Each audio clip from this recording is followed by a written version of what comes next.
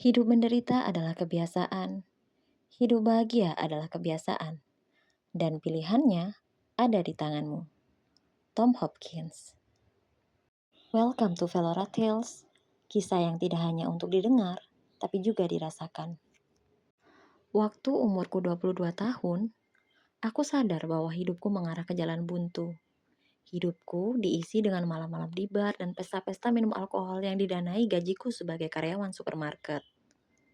Tekanan semakin meningkat, dan karena menjadi bintang bar bukanlah karir sungguhan, aku mulai merenungkan mencari pekerjaan sungguhan dan memulai hidupku. Banyak anak muda yang memiliki satu hal yang mereka mimpikan saat mereka tumbuh besar, dan impianku dari dulu adalah menjadi penulis. Aku membayangkan diriku menandatangani buku-buku untuk sederet pembaca yang memujaku, pergi ke acara tur buku di berbagai kota, memiliki satu rak dipenuhi buku dengan namaku di sampulnya. Tetapi semua orang selalu berkata hal serupa. Menjadi penulis tidak akan membawa uang. Bersikaplah realistis dan carilah pekerjaan sungguhan. Menulis bisa jadi hobi sampingan. Jadi, aku memutar otak, berusaha memikirkan pekerjaan sungguhan yang akan kunikmati. Mungkin aku bisa jadi guru bahasa Inggris. Tunggu, itu berarti aku harus mengambil kursus matematika yang merupakan bidang yang paling kubenci. Mungkinkah aku buka toko buku? Tidak. Bisnis toko buku itu sudah nyaris mati dan tidak lebih praktikal daripada menjadi penulis. Ide-ideku mulai menggila. Aku bisa pindah ke Italia dan menjadi peternak anjing atau bekerja di kapal sebagai pelaut. Lagi-lagi, aku merasa hilang arah. Tidak ada hal yang ingin kulakukan. Suatu hari ibuku pulang dari spa, tampak bersinar penuh semangat. Dia mengobrol dengan ahli kecantikan yang memberinya perawatan facial yang menggembar-gemborkan betapa dia menyukai pekerjaannya. Aku mencari tahu dan menemukan bahwa dibutuhkan waktu 10 bulan di sekolah kecantikan sebelum bisa bekerja dan menghasilkan uang. Di sana aku tidak perlu berurusan dengan matematika. Jadi, seberapa sulit sih? Aku pun mendaftar dan mendorong diri melalui 10 bulan kelas kecantikan. Sebelum tahun ajaran berakhir, aku sudah mulai mencari lowongan pekerjaan. Kurang dari seminggu, aku menemukan pekerjaan ideal di sebuah spa papan atas yang dilengkapi dengan air terjun berkelauan, bak rendam sekaligus pijat kaki, dan sederet pelembab dengan nama Prancis yang tak bisa kulafalkan. Aku berhasil. Aku lulus dari sekolah kecantikan dengan nilai terbaik dan mendapat pekerjaan sungguhan utama. Hanya ada satu masalah. Aku benci pekerjaan itu. Aku benci semuanya. Mulai dari menyentuh kaki orang-orang yang beraroma tak sedap seharian, sampai aroma cat kuku yang membuat mataku berair, dan perempuan-perempuan kaya yang membuatku merasa selalu salah. Aku berangkat kerja setiap pagi dengan perut melilit seakan-akan mau muntah. Tapi aku tidak bisa berhenti. Ini adalah pekerjaan sungguhan, dan aku sudah mengeluarkan banyak uang untuk mempelajari seluk-beluknya dunia kecantikan.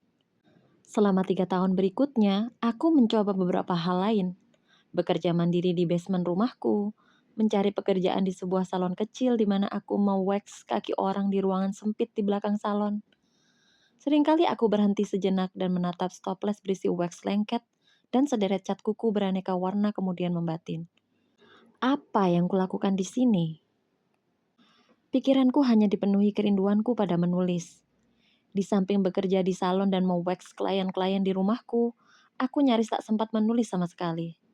Aku rindu duduk kemudian menuliskan semua cerita yang ada di benakku. Suatu pagi atasanku di salon berkata, "Kita perlu bicara." Yang dia katakan selanjutnya membuatku remuk. Sayangnya aku harus memecatmu. Aku hancur, marah. Aku belum pernah dipecat sebelumnya. Bisa-bisanya dia melakukan itu padaku. Aku pun menangis saat itu juga di ruang belakang salon. Mantan atasanku memberiku pelukan paling canggung di dunia. Kemudian dia mengatakan sesuatu yang akan mengubah hidupku. Mungkin bukan ini yang seharusnya kau lakukan.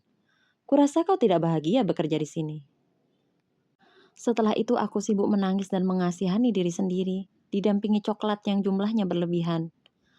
Baru setelah aku ingat kata-kata mantan bosku dan dorongan tanpa henti untuk kembali menulis, aku merasakan satu momen kejelasan pertamaku dalam 3 tahun terakhir. Berminggu-minggu kemudian aku membuka laptop yang kubeli bekas dan mulai menulis novel pertamaku. Bertekad bahwa kali ini aku akan serius menulis. Tak ada lagi menunda-nunda. Tak ada lagi berpura-pura menganggap itu sekedar hobi alih-alih passion yang menguasai dan membakar diriku. Aku mulai mencari agen literatur dan rasanya api menyala terang dalam diriku. Aku sering ditolak, tapi aku tak peduli. Aku sangat bahagia akhirnya bisa melakukan apa yang kusenangi. 4 tahun berikutnya diisi kesuksesan dan kegagalan, kemajuan dan kejatuhan. Ada satu ceritaku yang diterima tetapi kemudian majalah yang memuat tulisanku gulung tikar. Aku melompat dari tempat tidur pukul 5 pagi, menjerit keras-keras saat menerima panggilan utama dari seorang agen literatur. Mungkin aku tidak akan menjual novel pertamaku. Mungkin aku akan berakhir di apartemen reot, memakan mie instan dan harus berjuang agar bisa membayar sewa. Namun aku bahagia tahu bahwa momen-momen kejelasan itu akan datang saat aku melangkah mundur dan bertanya pada diri sendiri, apa yang kulakukan? Jawabannya selalu sama, persis seperti apa yang sepertinya kulakukan. Cerita ini ditulis oleh Erin Latimer dalam kumpulan cerita Chicken Soup for the Soul. Terima kasih sudah mendengarkan Velora Tale sampai habis. Saya Laila, love you like jelly tots.